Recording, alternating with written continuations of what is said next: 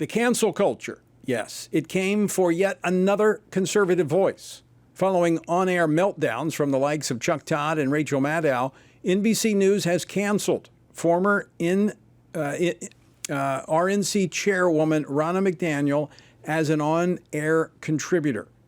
Now, thanks to those brave journalists over at MSNBC, viewers will not have to worry about getting triggered when they hear a conservative voice. But why was Ronna such a sore spot for NBC News? And what is the deeper motivation in their trying to smear certain conservatives by calling them election deniers when they themselves denied the outcome of the 2016 election? Joining me now to discuss this, Michael Whatley, the new chair of the Republican National Committee. Michael, welcome to Washington Watch. It is great to be on with you, Tony. I really appreciate the opportunity to talk with you and all the work that you do.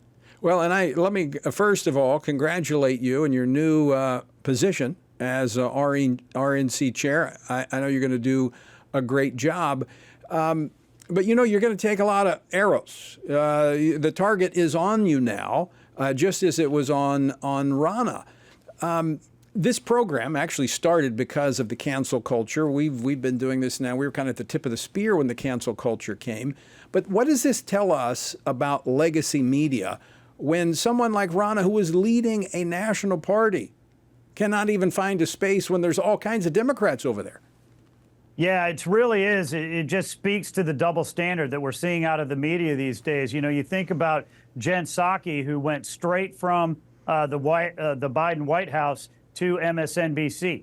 Not a single complaint from any of their journalists over there. You know, the fact that cycle after cycle we see guys like Chuck Todd and George Stephanopoulos get hired, and there's absolutely not a peep. But when Ronna gets brought on board, you'd act like it was the end of the world. I think that this just really shows you the bias that we see from the liberal elite media.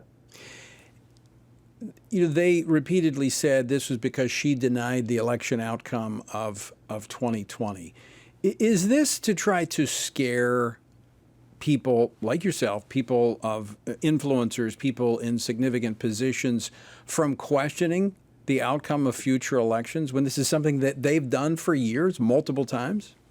Yeah, I think there's really two things to it. The first is exactly what you just said. They really do want to try and silence all dissent. You know, you think about President Trump and his amazing presence on social media from 2016 through 2020, and they shut him down. You think about all of these efforts to keep Republicans, to keep conservatives off of the airways, no matter what type of airway it is.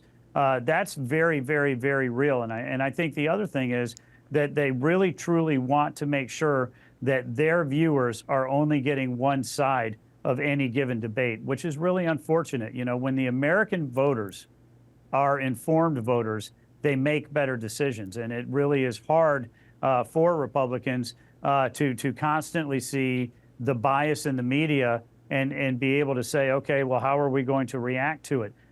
We know that the mainstream media is going to be biased. The key is, how are we going to react to it? And we just have to be able to go out and find venues just like this, find opportunities to talk directly to voters, to go compete in that social media space, to create opportunities like President Trump did with Truth, and to go out there and find other opportunities through alternative media platforms to get our message out to the voters. You know, it's unfortunate because I actually think it's healthy to have conversations even when you disagree with one another. I think there's actually something unifying about that. When I came to Family Research Council 20 plus years ago, believe it or not, I was on MSNBC every week with Chris Matthews, and we were having debates, but we could do that. The left, he was a liberal, the left is different. They don't want to have a conversation. They want to shut down any dissenting views. What that's doing, in my opinion, is dividing America. I could not agree more. And the fact is they want that polarization. They want that division. You know, when you think about where the left is coming from, and I don't even say Democrats, I say the left. where they're coming at is they want to dismantle the family. They want to dismantle America. What they want to do is make everybody dependent on the government for everything. They want to really kind of take this country down a road where the American people do not want to go.